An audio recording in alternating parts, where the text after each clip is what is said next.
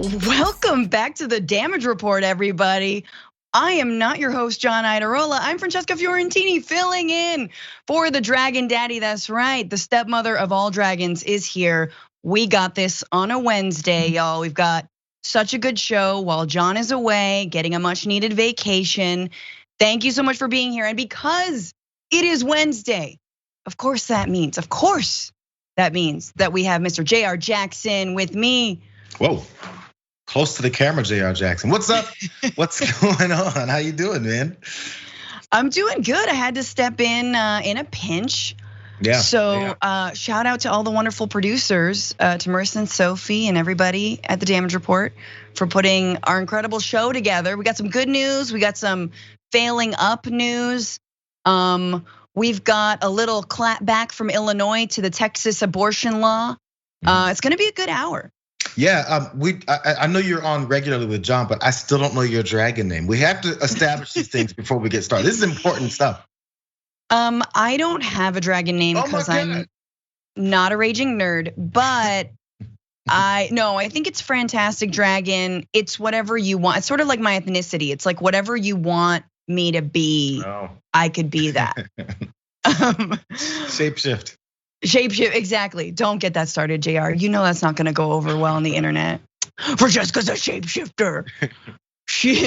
But if you guys are here, hey, why don't you like the stream? Do all the things you normally do when John is here. Share the stream, like the stream. If you're on Twitch, what's up? I don't know what things you can do there, but I know I have an emote with some fly hair, so please do that, use that. And also remember, coming up right after this show, but not on the Damage Report stream, is Indisputable. That's right, Indisputable with Dr. Rashad Ritchie, youtube.com/indisputable for that. Indisputable TYT, make sure you head there.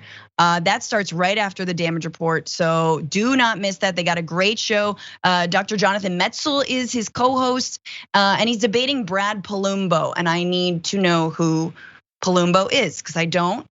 But I feel like he's still gonna be destroyed by the doc. So watch that, 2:30 Eastern, 11:30 Pacific, right after the Damage Report. But first, we got a show to do ourselves. Jay, are you ready for this? Oh, I'm ready. Let's do this. Bow, bow, bow, bow, bow, bow. Okay. Down, down. John doesn't do music, so that makes sense. All right, let's do this. So California can breathe a sigh of relief, one filled with a little bit of, or a lot of bit of wildfire smoke, because Governor Gavin Newsom has defeated the efforts to recall him just a couple years into his term, dashing the hopes of course, Larry Elder, the AM radio star. The attempt to recall Governor Gavin Newsom has failed. The AP called the race for Newsom, who had won 62% of the vote in a landslide in 2018, but less than an hour after polls closed on Tuesday, about 65% of the nearly 9 million ballots counted by 1 a.m. Pacific time said the governor should stay in office. Now, a lot of that, the speed of that is thanks to the fact that a lot of the ballots here in California were in fact mail-in ballots, and that, what do you know, is actually a much quicker way of finding out results, especially when there is early voting. You can mail it in early and whenever you want. Let's go to this graphic. So shall Governor Gavin Newsom be recalled? 63.9%, about 5.8 million votes said no. This was as of last night, 68% in, and only 36.1% said yes. 3.2 million people. Let's see who was out in front. Should the governor have been recalled? There you got Larry Elder with 46.9% of the votes. Kevin Paffrath, or Meet Kev. Kevin, I really don't care to meet, but now I feel like I owe him one, so I should just watch his YouTube videos. A lot of other Kevins were in the mix. And then we'll get to some of the bottom runners, as they say. But Jayar, what are your top note thoughts on this defeat of the recall? Yeah, well, this was kind of expected, as people were saying. We knew it was California. We knew Newsom had his issues that many Californians were upset about. But when you're presented with this kind of thing, we saw it before. We had recall elections here. Gray Davis back when Schwarzenegger ran through. So we've experienced this before, but the difference now is Schwarzenegger had that whole like Terminator thing that people fell into, and I don't know. But this situation, people found out who it was that they're voting for, and the way he approached things, and just his general hatred for anyone and equality and diversity. You can't do that in this kind of state. So I mean, I honestly saw this as a test for Republicans to see if they could float this whole isolationism, hatred in a state like California. Yes, we got plenty of people that hate each other, but it's not for the reasons that they think it is. We have a lot of division and differences and all that type of stuff, but I'm not sure how they ever thought this was gonna be a thing. And that's why I think before it even happened, when he took on the Donald Trump, hey, I lost before I lost approach, they already knew this was gonna happen. So I feel like their objective here was kind of simply just to say, hey, we tried and see how much these Democrats suck. It was kind of supposed to be a setup for 22 and midterm elections. And I'm just not sure if even that really worked. No, and yeah, this is obviously a Democratic heavy state. Turnout was actually fairly high compared to what would a normal sort of midterm random vote here. So that's good. 9 million votes is nothing to sneeze at. Yes, there are 40 million Californians, but still 9 million is pretty good.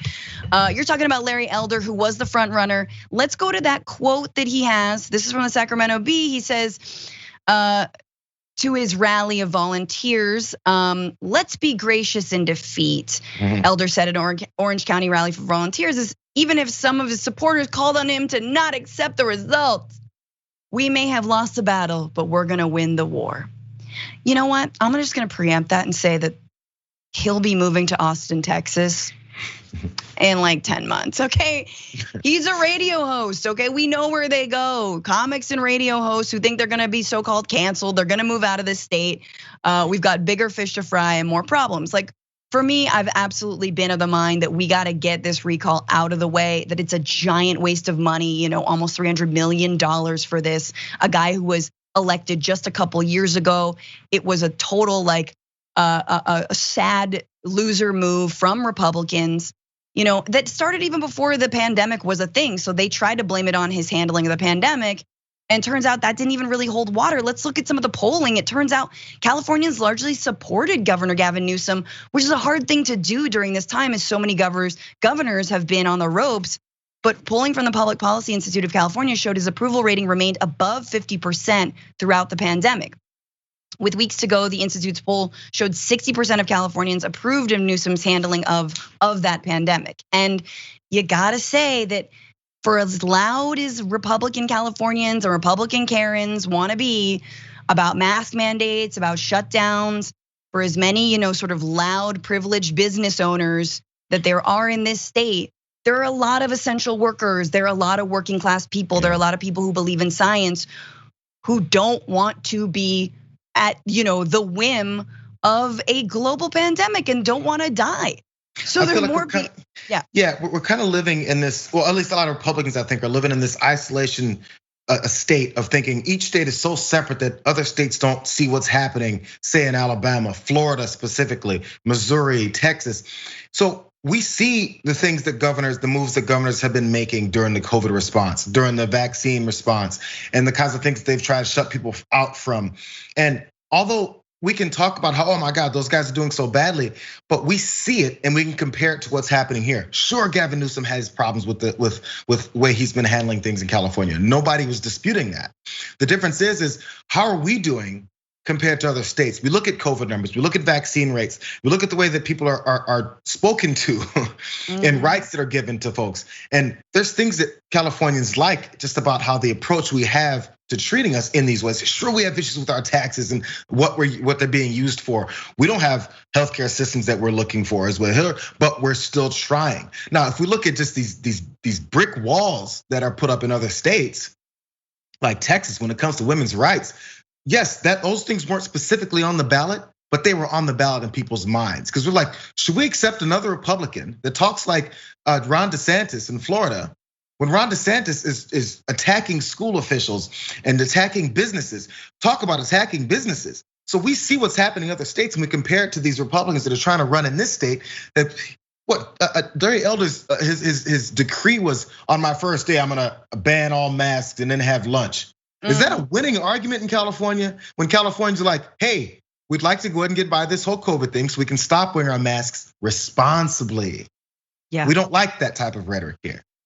Yeah, and also it's hard to sell having no minimum wage in a state with a lot of income inequality where people are struggling to make rent, where it's that expensive. It's like, no, we don't, please don't do that. No, and the other thing I'll say, we have to actually in this state, and I'm sure the rest of the country is looking at California going, what? How is that even possible? Even if you could recall your governor, why wouldn't the job then immediately go to the lieutenant governor, right? As we saw in the case of New York with Andrew Cuomo. Right. And that's a perfectly logical question. And I know a lot of people now are going to be looking at actually how to stop the recall process from being so easy, from having so few signatures required in order to trigger a recall. Once again, it is a fraction, the number of signatures required, a fraction of the total population of this state. And then suddenly we're spending $300 million on this like total bogus process when once again, y'all, Governor Gavin Newsom is up for election next year.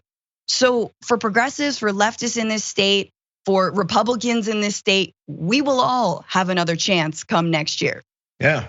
And maybe it's a warning shot to someone like Gavin Newsom to take things in a certain way and not necessarily be afraid of Republican pushback and all stuff, but maybe his own base or maybe his own voters and supporters want something different from him or someone that would take that spot. So hopefully they're on notice at least to treat things differently going forward. Oh, they are mad dogging him. I know a lot of grassroots organizers right now, and hats off to all their work, but who are like, Gavin, now you're ours. Now we own you because we helped you defeat this.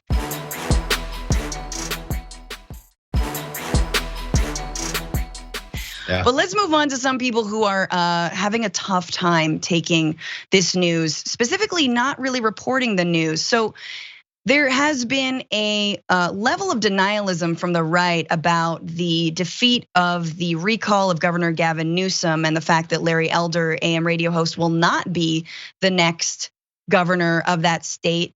Brian Stelter of CNN has been watching One America News Network. Look, whatever you think of Brian, someone's got to watch that network, so kudos to him. And he writes on Twitter, One America News Network's handling of the GOP defeat in California has been so weird. I have to tell you about it. The polls closed more than 10 hours ago. The recall failed. It wasn't close, but OAN has not reported the results of the recall a single time that I can find. I've scoured the transcripts and watched the morning news coverage, zero mentions. But it's weirder that OAN keeps talking about the recall. Officials are finishing up the ballot count. Different anchors reading the same script said at both 5 and 7 a.m. Eastern. But they're not admitting what AP, CNN, and everyone else reported last night. The recall failed. Newsom prevailed. And apparently they keep running generic news packages that describe why the recall happened and followed by recaps of Kevin Faulconer and Larry Elder's concession speeches without explaining that they lost. Okay. So obviously you see there's a little bit of biting off the Trump playbook and just rinse and repeat here for people in California or people around the country. So you're never gonna actually say, you're gonna show Larry Elder being like, let's be gracious in our defeat and then simultaneously never report it? It's news now for these right-wing organizations. Again, this is how they got on the map. OANs and the Newsmax of the world got themselves on the map when Donald Trump was in office, who said a bunch of things that didn't make sense or who wouldn't fully talk about what was happening. This is the approach. So if you're gonna be a news network that still caters to people like the Trump wing of the party, which is honestly, I'm not sure you can call it a wing anymore, more than just maybe like the torso of the party. You don't really just flying in circles. That's when one wing, it just kind of pop. I think it's just happening because as you talk about, it's a constant circle of the same talking points. Donald Trump is still talking about 2020. Oh my God, and how he didn't lose. How much longer are people going to take having to keep dealing with this? So OAN is still on that. They haven't had a chance to flip the page and say, should we report about what's happening and then we complain about it? Because at least Newsmax did that. Because there was this one anchor on Newsmax who was upset, like 55% of the report, and it was generally over already. And he said, well, they like to say that Bill Clinton won because of his looks. This guy Newsom, he's gonna win because of his hair. Is that really it? Is this what news organizations should report? That somebody won because of his hair, not because of what the opponent, the leading Republican that you've had on millions of times, has been saying about what he'll do when he gets into power. Totally. Also, the hair, not that good. Let's just be real. It's a weird, like, game show host guy smiley, too much pomade. It's do something else, Bruce Wayne. No, so okay, well, Fox News, maybe they're actually telling their viewers what is actually happening in terms of this recall. I guess they haven't tweeted about it at all. So Aaron Rupert says, it was quote tweeting Fox News' tweets. Chrissy Teigen said she had fat removed from her cheeks. No shame in my game. Nearly 8 hours later, Fox News still hasn't tweeted about the California recall result. Instead, Jana Kramer and Jay Cutler photographed together for the first time during a night out. Like, I love when Fox, whenever they don't want to report on something, was it during the impeachment where Hannity just like cuts to a crazy car chase? Like, whenever they don't want to cover something, they just become TMZ. They're like, okay, so we don't want to talk about the political reality, but we have to get ratings. So we're gonna be cops meets TMZ, go. Yeah, celebrity stuff. If all else fails, hopefully it's spring break time. We can show some bikini women on the beach. Right. All those things are the go-tos. They probably keep it in a nice package in the back to make sure if it's bad news, let's run these things. Yeah, well, so Larry Elder wasn't a sore loser, I guess, yet. But there was someone who was. Let's go to this next clip. And I can't believe that this many people actually voted to keep him in office. It's a shame. Honestly, it's a shame. You kind of get the government you deserve. So that was Caitlyn Jenner, who, yes, was a gubernatorial candidate in this recall election that was handily and swiftly defeated. And Caitlyn polled at 1.1% of the vote. That's with 68% reporting. Who knows? Maybe she can, sort of make up some headwind against Armando Perez Serrato, who was her second in line. Yeah, so she was 13th of 46, not the worst. That's like, but not the best. And she was definitely below the four Kevins, I think, right? Yeah. Exactly. It should have been, Caitlyn, Kevin, Jenner, I don't know, something. Clearly the Kevins were winning on this, but yeah, she's, the whole thing of her getting into the race was so ridiculous, such a weird publicity stunt to begin with. And Republicans didn't even like her, which was the worst thing. They haven't really stuck their necks out for her to defend her when it comes to trans rights. She hasn't even come out and stuck her neck out for trans people at all, agreeing with Republicans when it comes to like transgender people playing in like supposedly their assigned gender at birth when it comes to athletics, blah, blah, blah, blah, blah. You guys know what I'm saying, but we get the government we deserve. Yeah, Caitlyn, it's California. Like, people didn't, sadly, Newsom wants to say that they voted for him. We didn't. People voted against Larry Elder and against Caitlyn Jenner. And a lot of people feel like if it weren't for Larry Elder and some of those gems that I know the Damage Report and TYT have been digging up about the crazy things he said, right? Like slave owners are owed even more reparations than former slaves themselves.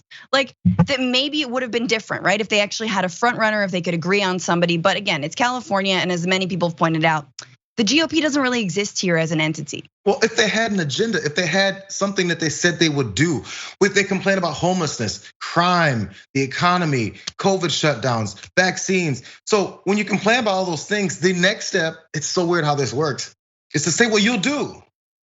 That step is never, ever taken. So what are you gonna do about the homelessness problem? Why are there so many homeless people? What are you gonna do about the fact that we have with businesses that suffered during COVID? And what are we gonna do to get it back in time for people that could still be affected to go through this? What are we gonna do about death rates? What are we gonna do about the Delta variant? All these things that are happening that you say that so many Californians are so upset about, which they are. What are you gonna do about crime? You just increase the police force because you're not paying attention to the fact that the police force does so many things that Californians don't like, and we're trying to reform that. You can't come into a state and ignore the will of the voters and tell them what you're gonna do, it's exactly the opposite and expect results. Just doesn't make any sense. It's one of the reasons why Joe Manchin continues to hold up everything that the Senate does, is because he goes, well, I'm from West Virginia, so it's a conservative state, I can do stupid things. You can't go into California and then tell Californians everything you believe in is garbage. It doesn't work that way. Right. Look, we have aspirations. We know what we're for. Whether or not we can get those things is very different. But imagining that Governor Newsom is somehow a far left socialist, everything but. We progressives know that, and we got to push him. So we got to take our first break. Sit tight, BRB.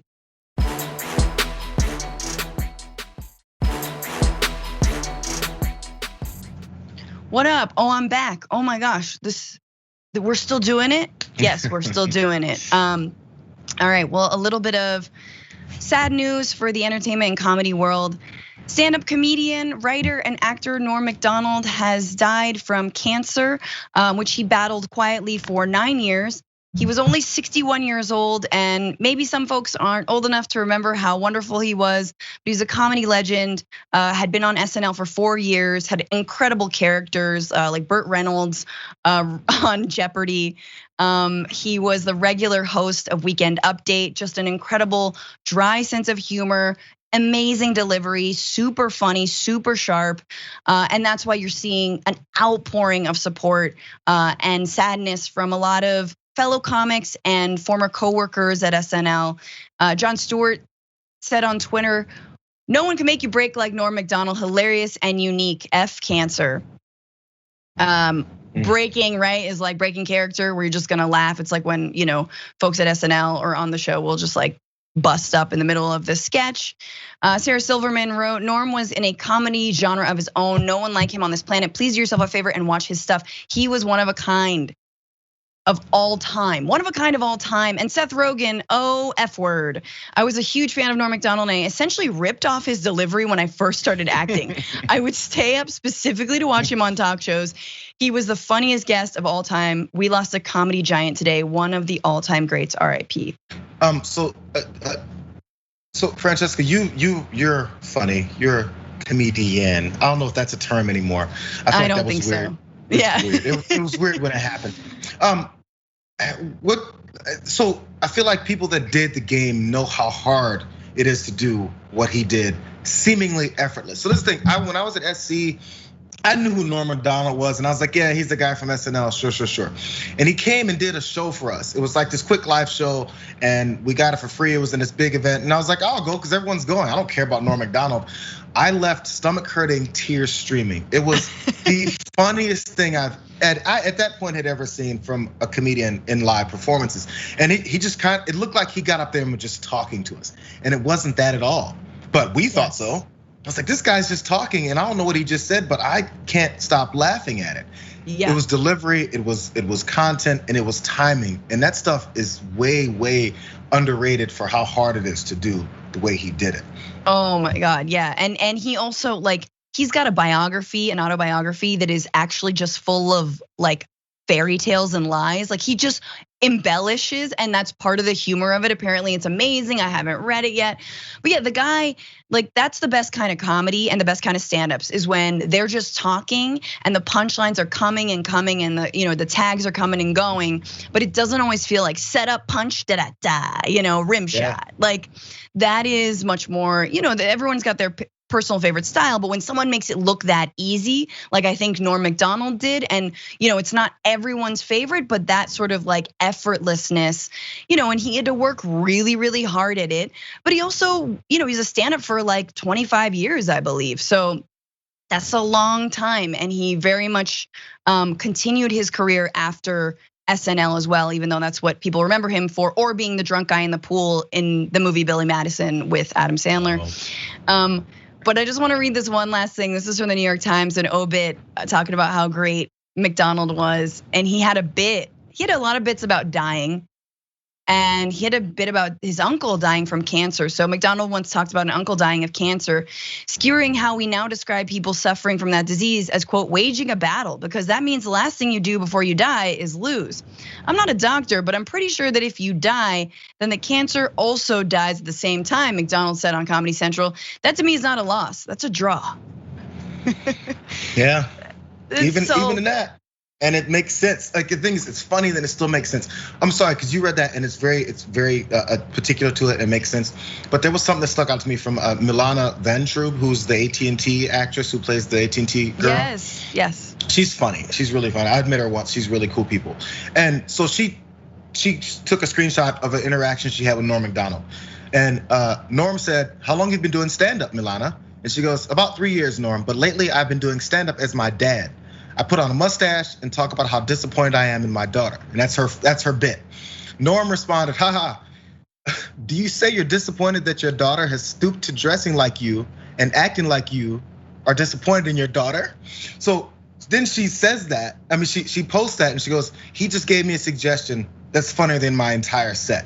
Just like off the top of his head, like, and it's just the way he was. Like he'll find 3 different levels to a joke that no one will think of that makes sense, but is also hilarious at the same time. And she's like, I gotta throw the rest of my set out because he just gave me a suggestion. So I know a lot of people who knew him and who met him and have amazing stories. I met Kevin Nealon, who's a lovely, delightful man and also co-star with Norm on SNL, but I never was able to meet Norm MacDonald. But anyway, RIP to a real one. Everybody check out his comedy, that is okay. I think it's totally fine when somebody passes and you didn't know them well to go back and their memory lives on.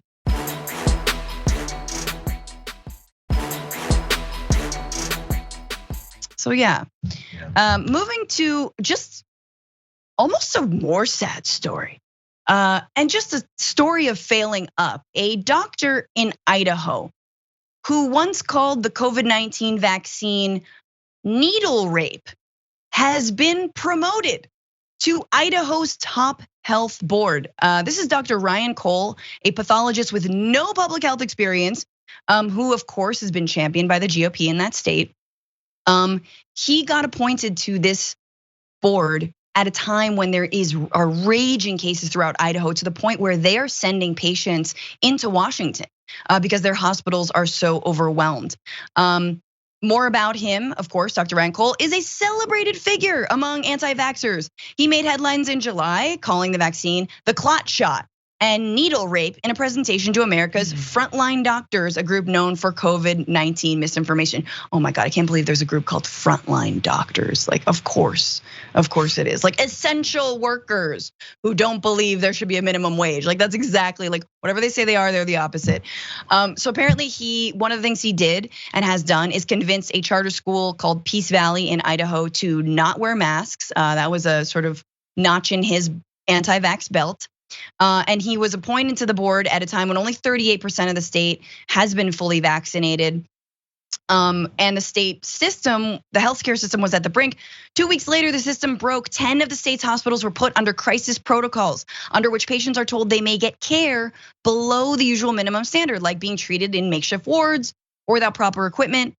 On that same day, the day that they're like, you're gonna maybe have to be treated in a waiting room and or not at all and or in the parking lot, Idaho's largest public health board, the Central District Board of Health, announced that Cole would become its 7th member. The CDH is Idaho's biggest health authority, covering Ada, Boise, Elmore, and Valley counties. Its board is elected by 12 commissioners, 3 from each county. Cole made it onto the board thanks to a backlash against CDH restrictions, which propelled coronavirus skeptics into positions of power. So there you go. I mean, it's a democratic decision, Jayar, but that's what it is. So this is how things work now. You can be a doctor that has absolutely no basis or background for the thing that you're now becoming an authority figure on, simply because enough people don't like what they're being told. You can say things like clot shot and needle rape, and that makes sense enough to people to promote you to a position where you'll be advising folks on what they can do going forward with their lives in a state where things aren't working out that well. So instead of looking for a different route, let's just make sure the people that are having issues or maybe aren't getting the right information continue to get the wrong information?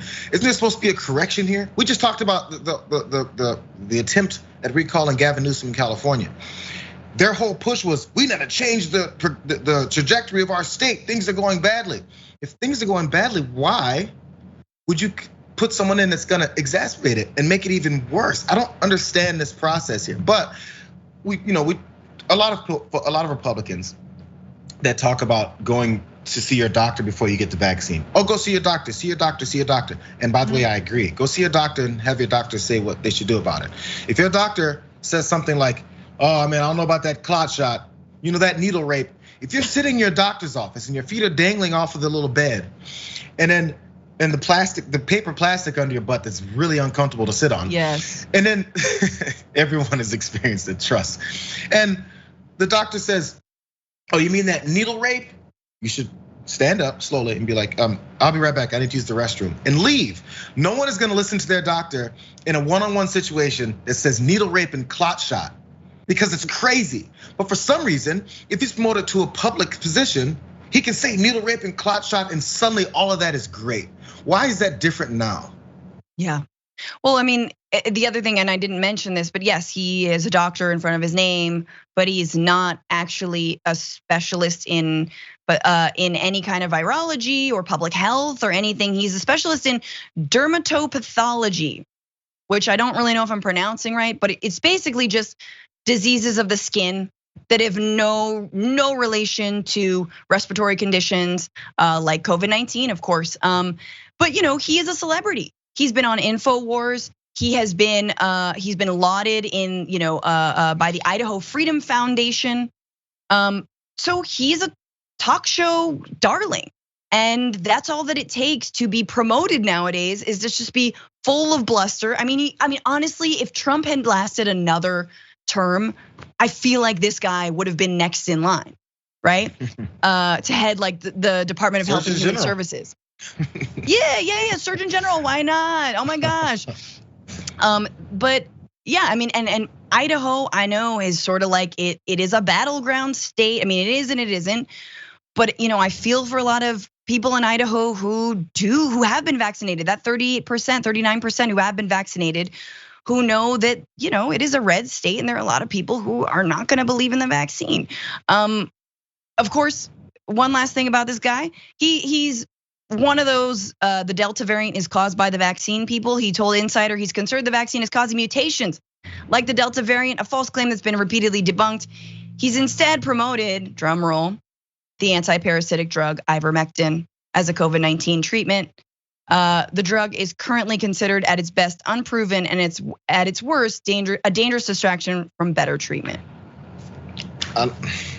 Again, we've said this so many times. So if you're gonna trust in ivermectin, who makes ivermectin? Who will prescribe ivermectin? People that make ivermectin are probably drug makers, and people who would prescribe it are probably doctors. So if you talk to doctors and then you don't trust drug makers, what would make you take this one? Because some politicians and pundits decide to promote it now. This, like the basis behind any of this, and this has been said before, it's not like that's a new thought process, but it's been said so many times that if you're gonna trust something, what's your basis for trusting it? You have to have this level of humility if you're gonna learn something. Yeah. So if you're gonna go into a situation like, oh, I don't know what's going on, what do I find out? Even if you listen to this guy, you have to at least have some level of humility to say this guy's smarter than me. That's not even what this is. He is saying what I need to hear to continue to believe what I already believed with no basis in fact and reality. That's all it is. Yeah, and imagine him on this board. Like imagine the other healthcare professionals, people who went to school for public health, people who are like serving on this board, trying to prevent the skyrocketing cases in Idaho, prevent Delta from doing further damage, having to make patients go over to cross the border to get into Washington to be treated, and being like, how are we supposed to make it work with a guy that doesn't believe that up is up and down is down? Like that is, what is he gonna do? I feel like it's like a jury, but like a 12 angry men, except the dude who is decrying everything is actually wrong, and you're like, there's no middle ground there, right? Like how are you supposed to make ends meet? But that's of course because folks have been fed so much poison mentally, not through the shot, but listening to InfoWars and others, like that's what they want to see. That is who they want to support. That's who they want representing them in the highest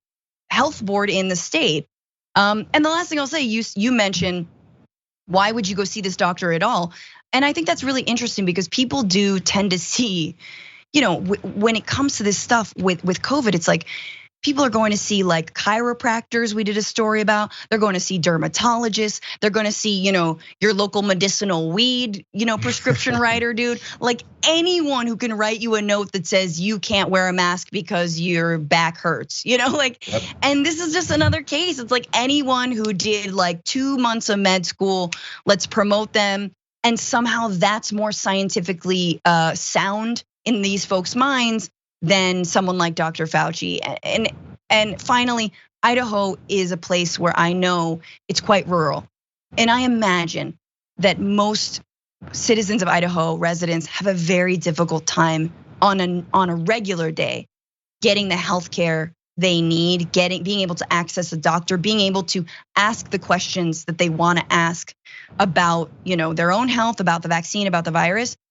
That shouldn't be lost on all of us. That when we come out of this pandemic, we do need a more robust public healthcare system all over, so that we don't have these deserts of folks who are like, being fed so much misinformation because they really don't have a local doctor to see. I wonder if that's part of it. There's a political angle to this. One of the part of this, we don't want enough people to have to feel they need to have this access to healthcare, which will again change the politics that we've always pushed. Because if something like this happens, the way this pandemic is hit. After something like this happens, people maybe have this awareness of, I don't have enough access to find out what's going on with true and accurate information. Maybe I should be given that through the amount of money that I pay back to my government. And maybe that's just something they want to keep people from having, so they pump the fear instead. Absolutely. All right, we got to take our second break. We'll see you on the other side.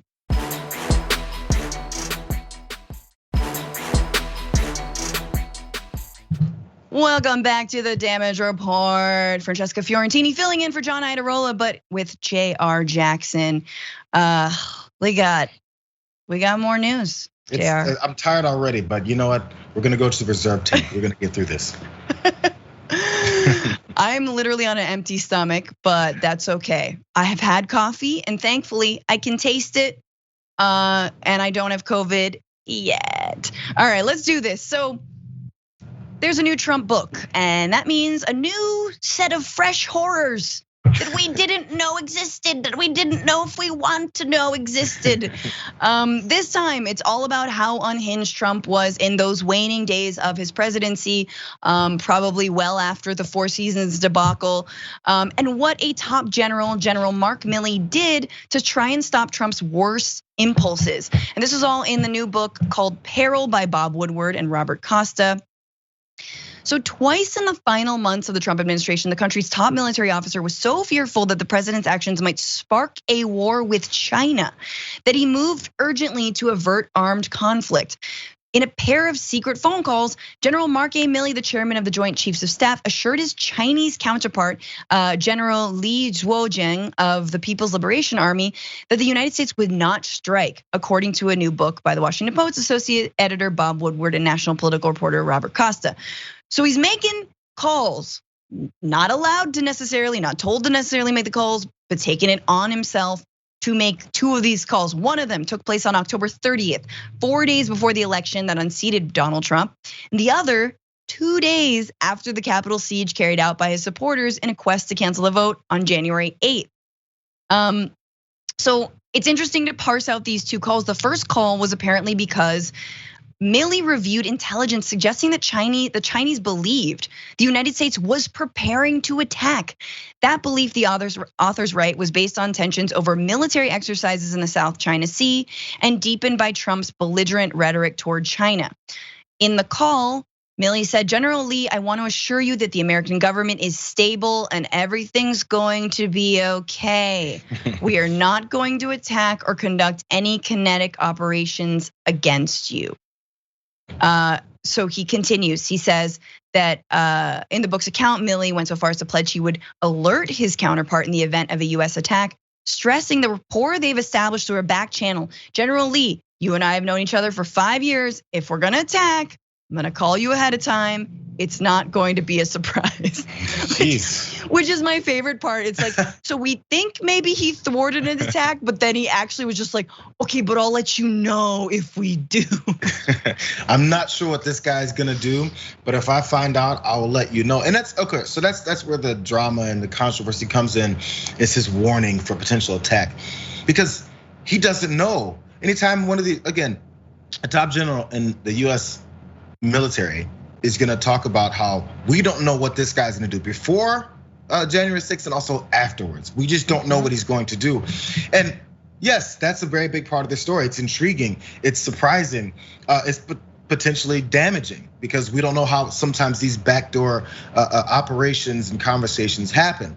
But what we're missing is the fact that we had a president who the top generals had no idea what he was willing to do from the standpoint of potential nuclear war and threatening other countries, because he's that focused on staying in power, because he absolutely, there's nothing else matters in life to him except for himself. And this is not an assumption. This is not just me saying it.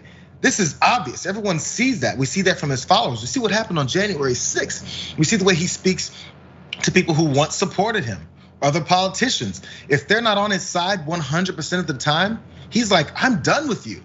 If someone has their loyalty to me, I'm all about it because it's about me. There's no reciprocation for this loyalty. So if you have a guy who's now cornered, all he can do is attack. He talks about it this way. This is the way he is. So if he has the power of the military to do something aggressive like this, and we've seen politicians do this before, engage in conflicts for the sake of somehow galvanizing energy and support around themselves, why wouldn't he? Why wouldn't he? That's what we see as sane politicians do. How about a crazy one? Of course he could. Right, and this is after he already proved the lengths he was willing to go, strong arming Ukraine into digging up, imaginary dirt on his rival Joe Biden. Like, yeah, he's been saying this is the stuff he would do.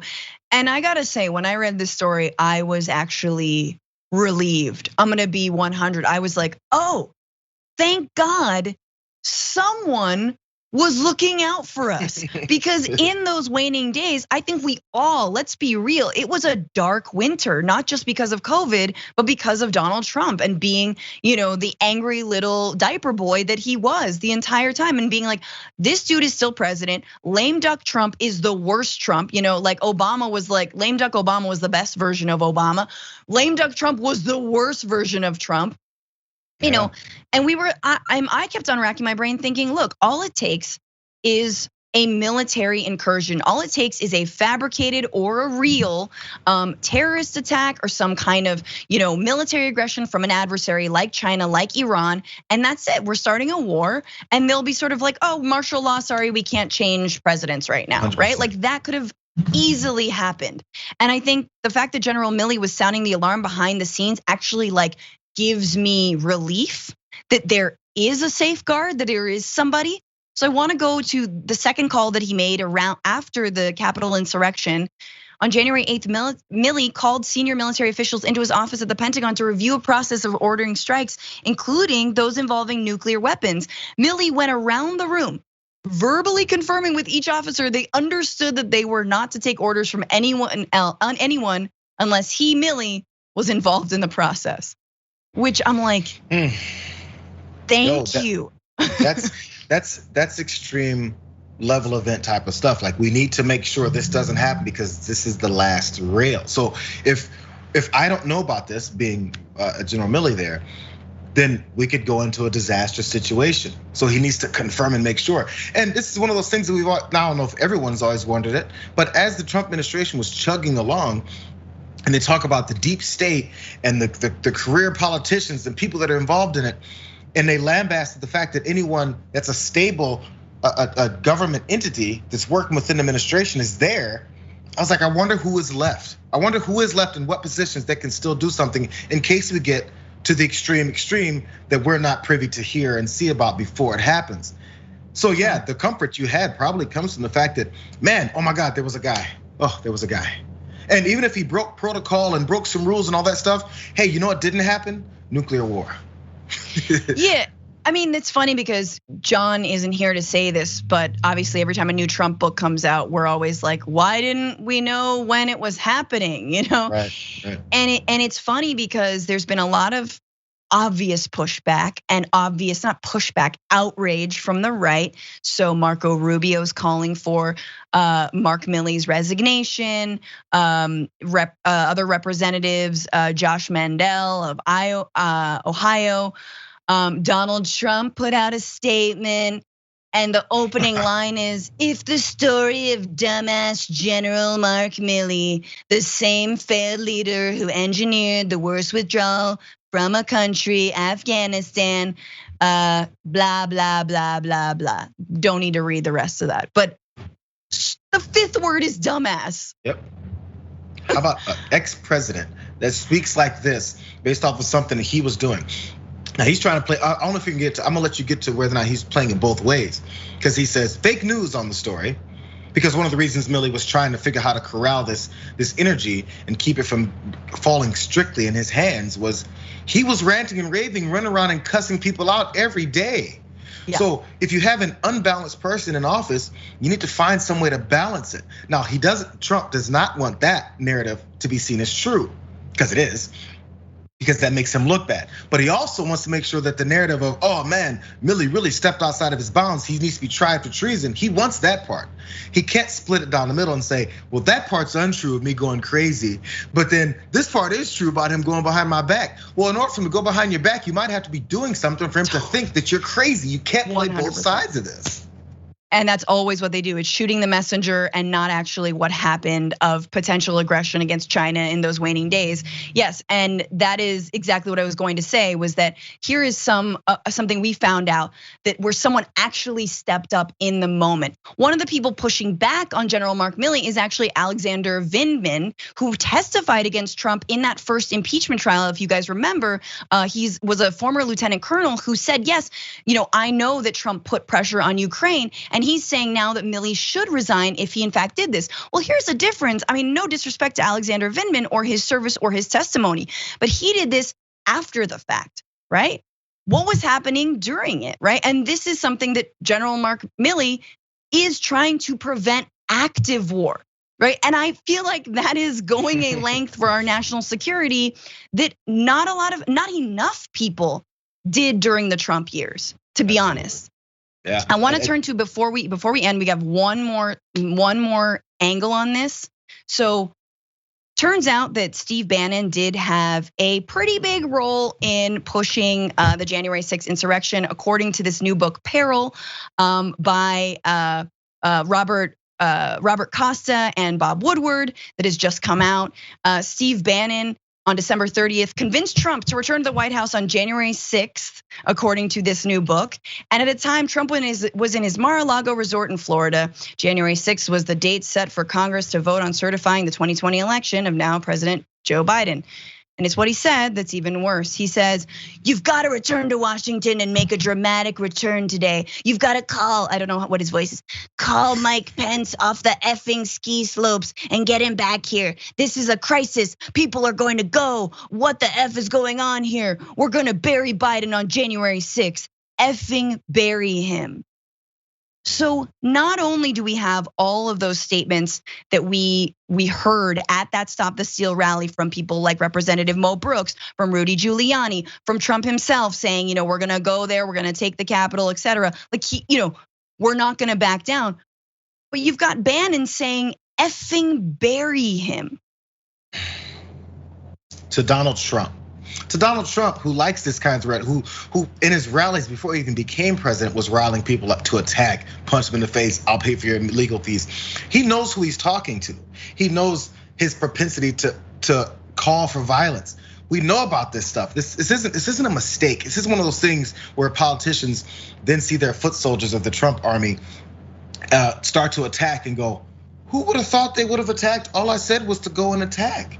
All I said was that they're your enemies and that we're the original colonists and we're George Washington and Thomas Jefferson. Let's go attack. That's all I said.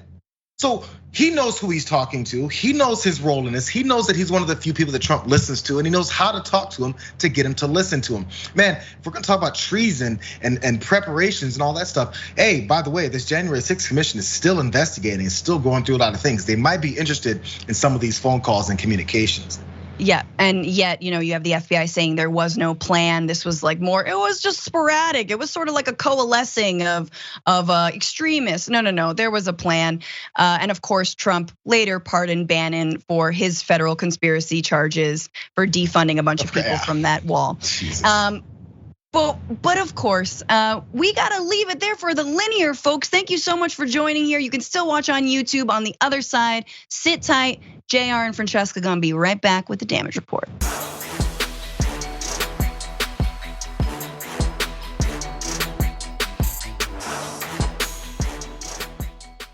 Thanks for listening to the full episode of The Damage Report. Support our work, listen ad-free, access members-only bonus content, and more by subscribing to Apple Podcasts at apple.co/TYT. I'm your host, John Adarola. I'll see you soon.